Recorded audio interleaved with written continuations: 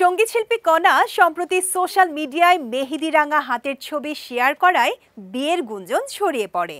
৩ ও ৪ December post করা ছবিতে কণার হাতে মেহেদি দেখা যায়, যা নেটিজেনদের মধ্যে তাকে আবার বিয়ের পিঁড়িতে বসছে এমন জল্পনা সৃষ্টি করে। তবে কণা জানিয়েছেন, এটি তার নতুন গানের প্রচারণা ছাড়া কিছুই নয়।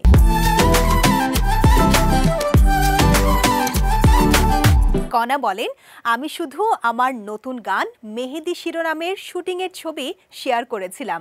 ছবির সঙ্গে আমার ব্যক্তিগত কোনো বিষয় জড়িত নেই।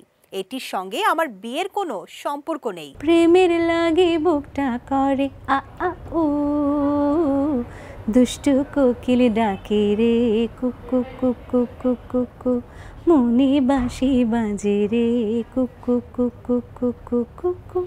তিনি আরও জানান, ছবিটি পোস্ট করার সময় বুঝতে পারেননি যে বিষয়টি এতটা দ্রুত গুঞ্জন তৈরি করবে।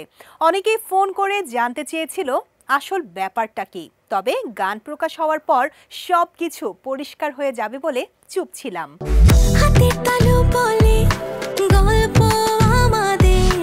মেহেদি গানের কথা লিখেছেন বাঁধন ও জামশেদ চৌধুরী। কণার সঙ্গে এতে কণ্ঠ দিয়েছেন নিশ। সঙ্গীত আয়োজন করেছেন সঞ্জয়। ভিডিওতে মডেল হয়েছেন সুনেরা, মাইশা নাজিয়া, মঞ্জিতা রায় সহ আরও কয়েকজন। গানটির ভিডিও প্রকাশের ২৪ ঘন্টার মধ্যে প্রায় ২০ লাখ ভিউ হয়।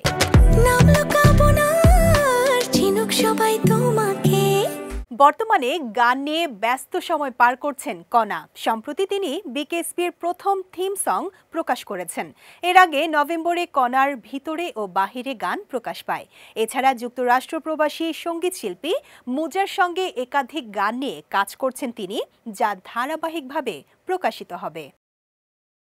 আমি এখনো পর্যন্ত ওই প্র্যাকটিসটাতেই আছি, যেন সবার সামনে বা যখন আমাকে একটা প্রোমো দিতে বলে অথবা একটা টেলিভিশনে ইন্টারভিউ দিতে বলে, আমি যেন একটু গুছিয়েই কথা বলি, সেটা আমার মাথায় থাকে সবসময়।